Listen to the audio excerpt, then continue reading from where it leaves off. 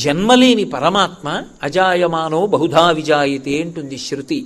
ఏ పాములెరుగక ఏ పారుమీటికి పశుల కాపరి ఇంట పాము కలిగే అంటారు పోతన గారు.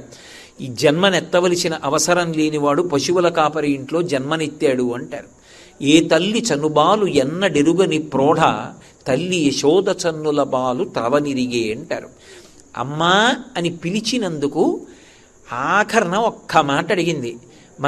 మనస్సీదతి మే కృష్ణ తవ కళ్యాణ వీక్షణి దర్శయస్వ రమానాథ జగదానందకారక అంది.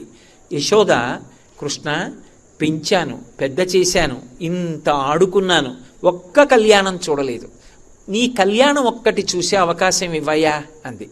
అమ్మా అని పిలిచినందుకు భగవంతుడంతటి వాడు ఎంత కట్టుబడిపోయాడంటే, అమ్మా తప్పకుండా నీ కోరిక తీరుస్తాను. కృష్ణావతారంలో కళ్యాణాలు అయిపోయాయి, అవి నేను కర్మ సంబంధంగా చేసుకునేవి కావు, ఇచ్చిన మాట పూర్తి చేయడానికి చేసుకుంటూ ఉంటాను.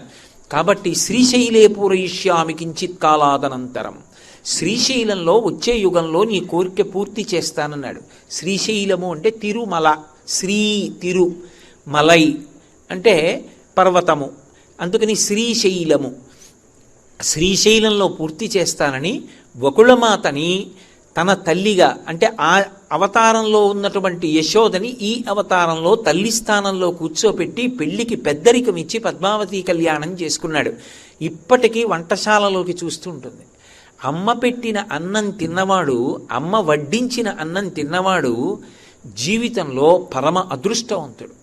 ఎవరు పరమ దురదృష్టవంతుడు అంటే అమ్మ చేతి అన్నం తినేటటువంటి అదృష్టం లేనివాడు. అందుకేట ఒక్క అమ్మ అన్న 2 అక్షరాలతో ఉన్న ప్రాణిని తీసేయాలంటే లోకాలకి తల్లి అయిన జగదంబ కూడా భయపడుతుందట. వాడికి 80 ఏళ్ళు రానివ్వండి, అమ్మ అన్న వ్యక్తిని తీసేస్తే వాడు పడే క్షోభ ఆవిడికి తెలుసు. అమ్మని తీసేసినప్పుడు వాడు నా వంక తిరిగి అమ్మని ఎందుకు తీశావు అని అడిగితే ఏం చెప్పను అని 3 అమ్మలనిచ్చి ఒక అమ్మని పుచ్చుకుంటుందిట. కొడుకు ఉండగా తల్లి వెళ్ళిపోవాలది న్యాయం. కాబట్టి 3 అమ్మల్ని చూపించి వెళుతుంది. ఒకటి గోమాత, ఇదిగోరా నీకు అమ్మ స్థానంలో అమ్మనిస్తున్నాను, నేను లేనని ఆవిడ లేదని బెంగపెట్టుకోకు, అమ్మకి బదులు ఆవిడికి ప్రదక్షిణం చెయ్యి, అమ్మ పెట్టిన అన్నంతో సమానం ఆవు పాలు తాగు, అమ్మకి నువ్వు దగ్గర కూర్చుని అమ్మా ఇది తిను అని ఓ బొబ్బట్టు తుంచి ఓ ముక్క అమ్మ నోట్లో పెట్టలేదని బెంగపెట్టుకోకు, ఒక్క అరటిపండు ఒలిచి ఆవు నోట్లో పెట్టు, ఇంత గ్రాసం ఆవు నోటికి అందించు చాలు, నువ్వు అమ్మని సేవించినట్టే. 2, ఆవు ఎక్కడో ఉంటుందమ్మా, నాకు అన్ని వేళలా కనపడదు కదా అంటావేమో, భూమాతగా ఇచ్చింది. భూమాత ఎక్కడ నిలబడితే అమ్మలేదు.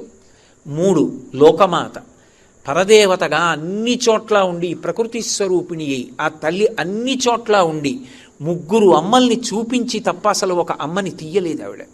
భగవంతుడు కూడా ఎక్కడ భయపడ్డాడంటే అమ్మ అన్న మాటని దూరం చేయడానికి అంత భయపడ్డాడు. అందుకే ఒకవేళ ఏదో ప్రారబ్ధవశాత్ పుట్టగానే తల్లి వెళ్ళిపోతే బిడ్డడికి పాలిచ్చేవాళ్ళు ఉండరేమోనని గోమాత రూపంలో పరదేవతయే తిరిగి పాలిస్తూ ఉంటుంది. నేను ఒక యథార్థమైన సంఘటన చూశాను. నేను ఒకప్పుడు ఒంట్లో బాగుండక జ్వరం వచ్చి డాక్టర్ గారి దగ్గరికి వెళ్ళాను. ఎవరో ముఖ్యులైన వారిని చూస్తున్నారండి, ఆయన రాగానే మిమ్మల్ని పంపించేస్తాం, ఏమనుకోకుండా ఒక్కసారి కూర్చోండి అన్నారు. సరే కూర్చున్నా. పాపం నాకన్నా ముందు 30 మంది కూర్చుని ఉన్నారు. అందులో ఒక ఆవిడ కూర్చుని ఉంది. అలా ఇప్పుడు నేను శాలువా కప్పుకున్నట్టే ఆవిడ ఊహు అని వణుకుతూ ఓ శాలువా కప్పు కూర్చుని ఉన్నారు. పక్కన ఇంకొక ఆవిడ కూర్చుంది. లోపల నుంచి ఎవరో ఒక ఆయన చాలా డాబుగా ఉన్నాడు, బయటికి వచ్చాడు. ఆయన్ని దిగబెట్టడానికి డాక్టర్ గారు కూడా బయటకు వచ్చారు. అక్కడ వరకు వెళ్ళారు, ఆయన్ని దిగబెట్టేశారు. ఆయన కారు ఎక్కేశాడు, వెళ్ళిపోయాడు. డాక్టర్ గారు రూమ్లోకి వెళ్ళిపోయారు. ఏదో నా మీద ఉన్న అభిమానం కొద్దీ నన్ను పిలిచారు. నేను లోపలికి వెళ్ళబోతున్నాను. ఈ పక్కనున్న ఆవిడ శాలువా కప్పుకున్న ఆవిడితో అంటోంది, ఏమమ్మా అన్ని నోములు పట్టావు, అన్ని వ్రతాలు చేశావు, లేక లేక లేక లేక పుట్టాడని సమస్తం ధారపోసి పెంచి పెద్ద చేశావు, ఇవాళ అంత గొప్పవాడయ్యాడు, ఎందుకమ్మా? పట్టెడన్న నీకు పెట్టడు, ఎక్కడో ఉంటాడు, గొప్ప ఐశ్వర్యవంతుడు, తగలబెట్టనా సంస్కారం, ఉంటే ఎంత ఊడిపోతే ఎంత ఇలాంటి కొడుకు అంది. ఆ శాలువా కప్పుకున్న ఆవిడంది, అంత మాట అనకమ్మా, నా ఆయుర్దాయం కూడా పోసుకొని వాడు బ్రతకాలి. ఇప్పుడు జ్వరం వచ్చి నేను వెళ్ళిపోతే మాత్రం ఏముందమ్మా, భూమికి బరువు తప్ప వాడు ఉండాలమ్మా లానకమ్మా అంది. ఆ లోపలికి వెళ్ళి తనని చూసి కూడా వెళ్ళిపోయిన వాడు కొడుకు. వాడికి ఏ క్రోధం, తల్లిని అయ్యో అమ్మా ఏమిలా ఉన్నావు అని అడగలేదు, వెళ్ళిపోయాడు. పక్క ఆవిడ నింద చేసింది. అమ్మ అంది అలా అనకమ్మా అంది. అమ్మ అమ్మే. అమ్మలా ఆశీర్వదించే వ్యక్తి, అమ్మలా పరివేదన చెందే వ్యక్తి లోకంలో కనపడరు.